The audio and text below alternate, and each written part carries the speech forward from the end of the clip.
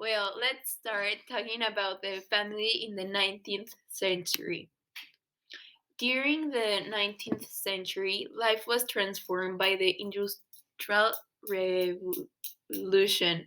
At first, it caused many problems, but in the late 19th century, life became more comfortable for ordinary people. Meanwhile, Britain became the world's first urban city. By 1851, more than the half of the population lived in towns. The population of Britain boomed during the 18th. The lower class individuals were living in conditions that were less than ideal.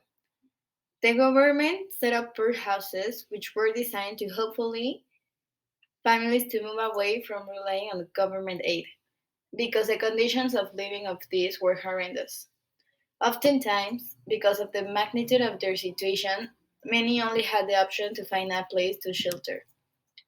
During the industrialization, home life became separated.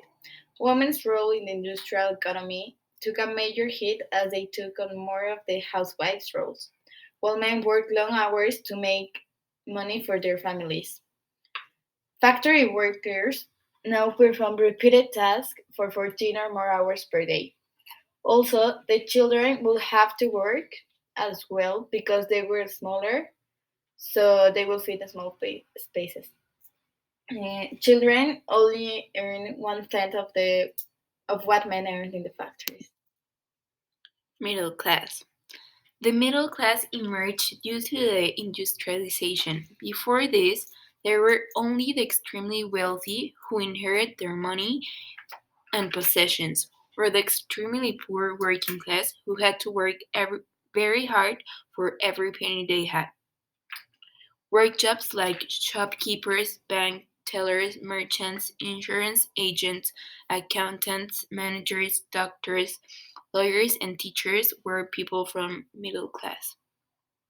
The middle class men did not have to work as physical or as long of hours as the working class did, which allowed them to spend more time with their wives and children.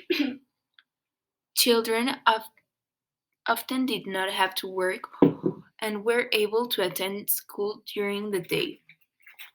Some middle class families were well off enough that they could hire a servant or maid who could cook or clean their houses occasionally.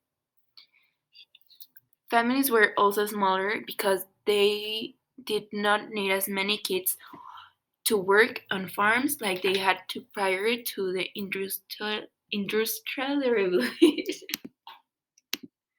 Poverty. At the beginning of the 19th century, poverty was regarded as a natural condition of the laboring poor, those who work with their hands. The fluctuations of harvest, the disruptions of war, and the fine line between substance and penury were seen as inevitable and difficult to change. The workhouse provided inner relief for the sick, elderly, or orphaned, the impotent poor who were unable to support themselves.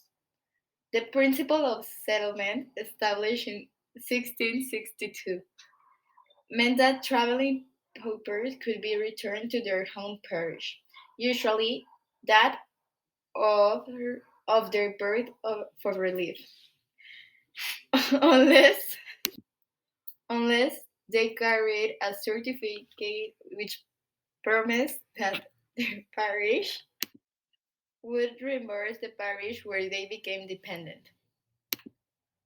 Role of women and men. As the 19th century progressed, men increasingly commuted to the place of work, the factory, shop, or office. The wives, daughters, and sisters were left at home all day to oversee the domestic duties that were increasingly carried out by servants.